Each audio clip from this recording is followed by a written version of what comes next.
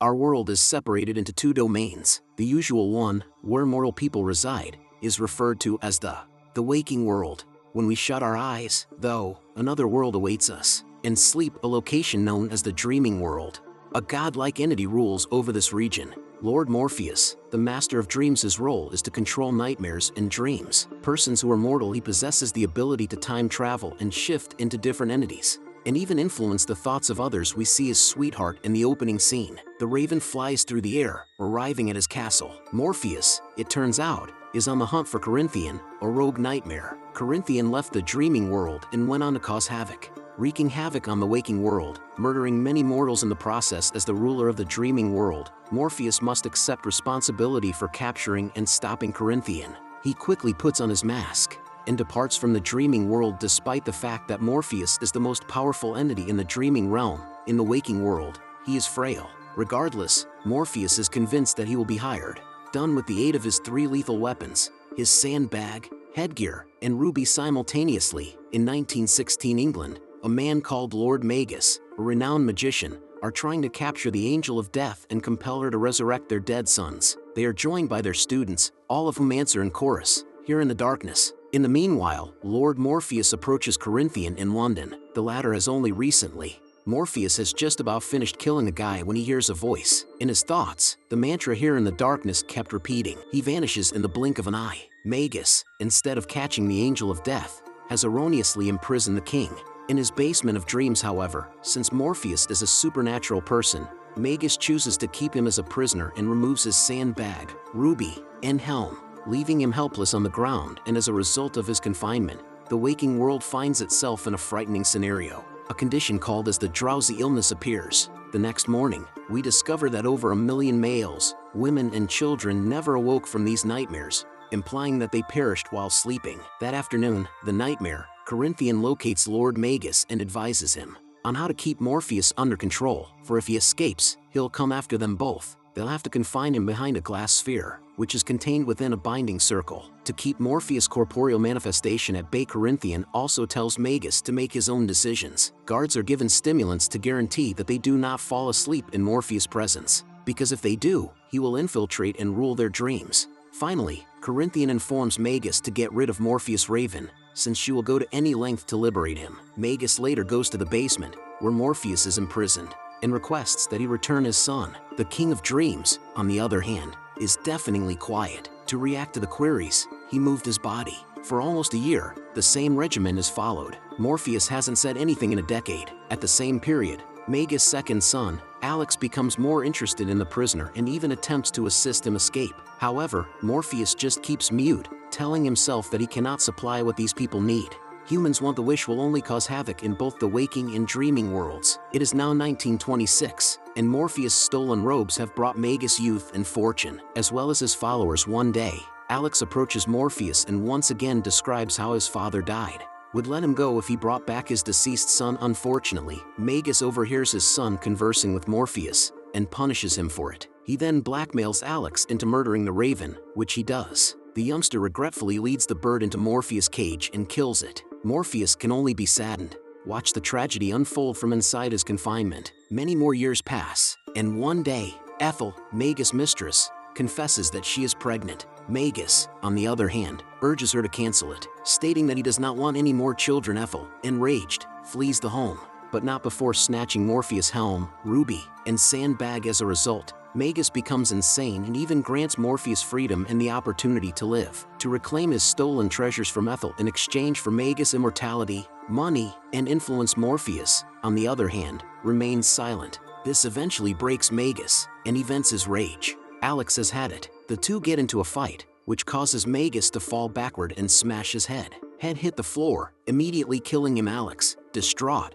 goes to the garden, where a worker called Paul consoles him. After a time, Paul proposes that he try, and Morpheus should be reasoned with. Alex, on the other hand, is concerned that it is not a good idea, since he has previously, by murdering Morpheus' raven, committed a sin. As a consequence, the incarceration continues. Decades. It has been 104 years since Morpheus was seduced and imprisoned. Both Paul and even though and Alex are elderly and wrinkled, they still wish to bargain with Morpheus. And then, one day, everything shifts. As Paul pushes Alex in his wheelchair out of the room, he destroys the enchanted circle on purpose, enabling the King of Dreams to exercise his abilities. Morpheus appears after the two have left by tricking one of the guards into falling asleep. His fantasies, he then pushes the guard to fire his rifle, shattering the glass sphere. As soon as possible, Morpheus escapes and exacts vengeance on Alex by placing him in perpetual slumber, where he remains, locked in a loop of nightmare after nightmare as a result. After more than a century of Morpheus is ultimately released from prison and returns to his dreaming realm. But, to his chagrin, it's not the same one he left behind. The once beautiful structures are now demolished. Decrepit and bleak, Morpheus reunites with Lucien, the realm's head librarian. He discovers that the majority of the population have gone owing to a lack of leadership. After hearing all of this,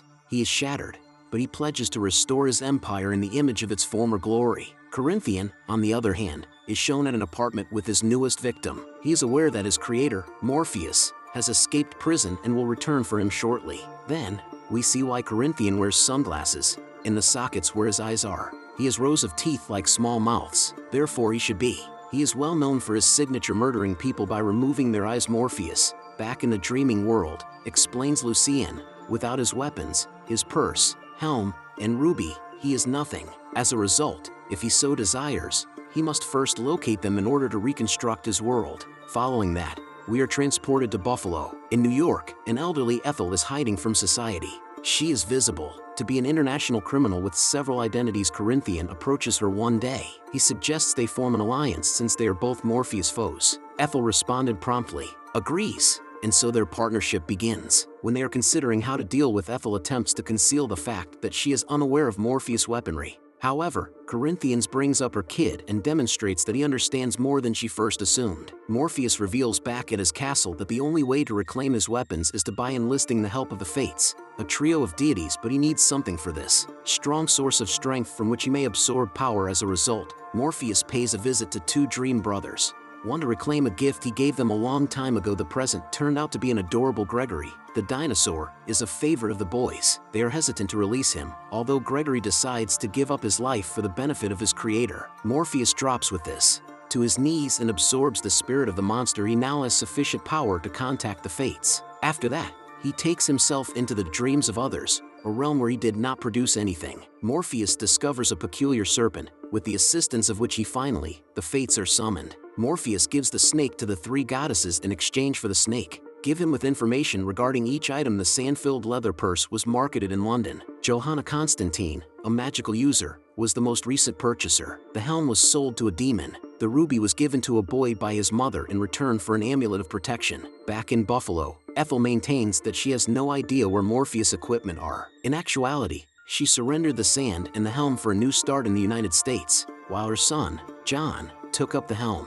When he was older, he received a ruby from her. This signifies that the ruby has the power to provide eternal life. Corinthian is about to chop off her eyes in reaction to her falsehoods, but not before Ethan admits that she doesn't need Morpheus' weaponry since she has her own. He pulls out the amulet of protection, which promptly evaporates Corinthian into thin air. Following this, Ethel visits a prison-like facility where she sees her son, John, who is now an elderly man. She inquires about his treatment and attempts to communicate, but John remains silent. Morpheus tells Lucien that he needs to go to London in order to locate his father. He'll need a sand pouch to become strong enough to journey to hell for his helm. And soon after that, Corinthian is flung to the dreaming realm as a consequence of Ethel's mystery amulet. As he departs, Lucien welcomes him and tries to persuade him to remain away from the waking world. However, Corinthian is determined on returning. Morpheus comes in London in the following scenario and encounters Johanna Constantine, the rumored possessor of the purse. He explains. She shrugs him off and goes, despite the fact that they have business to attend to.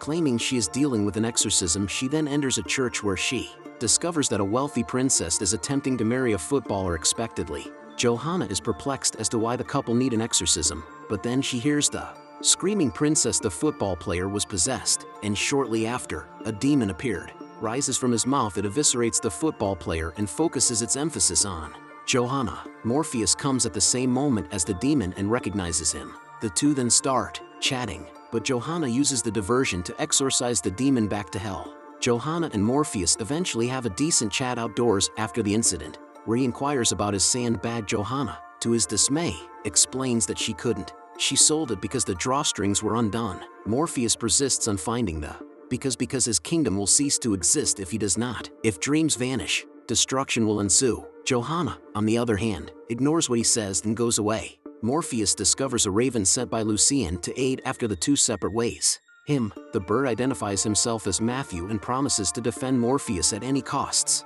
Morpheus then appears in Johanna's dreams. She looks to be experiencing a nightmare. A monster is attempting to take her down to hell. She suddenly wakes up and discovers Morpheus in her room. He tells that he followed her through her dream and wants to assist her Johanna's experiences. Morpheus promises to cure the nightmares that plague him practically every night. Johanna is ultimately persuaded. She starts hunting for the sandbag. Morpheus discovers something while looking around her workplace. Johanna's photographs with her lover, Rachel. Johanna is triggered by this, and she discovers the sandbag is at her girlfriend's house. The two go to Rachel's residence to fetch the pouch in the next scene. Johanna clarifies that not long ago, I lived there. However, when all of her close friends and family began to die, she was devastated. She chose to abandon Rachel in order to keep her safe. The two soon enter the home and be surprised to discover Rachel under the influence of the sand pouch. Her health is quite precarious. That she is unable to talk, she's gotten hooked to the sand, and the dreams that come with it emerge from it, making her body wither. Morpheus takes the sandbag from Rachel. He says that it was never intended for humans. He then gets ready to go. Johanna, on the other hand, asks that he assist her ex-girlfriend since it was his sand that destroyed her. Morpheus agrees and requests that she wait outside. He then dumps sand on Rachel and throws her out. Of her anguish, it enables her to enjoy one final tranquil dream about Johanna before she dies. Back in Buffalo, Ethel tells her son that she only took the magical weapons because she needed them. They were hoping to assist. When Magus' men came after them, she concealed the ruby and exchanged it for the others. The enigmatic amulet of protection around her neck, it is what has kept her alive all these years. However, she no longer wanted to continue. As a result, she wanted to return the ruby to Morpheus, in the hope that he would pardon them. However, John questions if they should give it away when they may use it to fantasize about a world without the King of Dreams. In response, Ethel explains that many people have already died for the ruby, and it is no longer valuable. She then removes her amulet of protection and presents it to John as a peace offering. Ethel says that it has kept her alive for 116 years and will keep him alive indefinitely. With the amulet no longer present, her body starts to age quickly, and she dies in John's arms. He was heartbroken. A guard comes after hearing his shouts and seeing the dead. He instantly suspects John of murder and shoots around at him, but surprise, the bullet is deflected and kills him as a result of the amulet of protection. Following that, John walks out of the building that has held him hostage for years. Corinthian arrives from behind him as he stands on the frigid Buffalo streets. A code for him, John, who believes the guy is just a stranger, says. Corinthian, on the other hand, is adamant. Morpheus informs us in the closing scene. Johanna's ex-girlfriend died peacefully in her sleep. He also tells her that she is safe. From now on, I won't have any nightmares. Morpheus and his companions follow her out the door. Matthew, a new raven companion, and I plan their next journey to hell.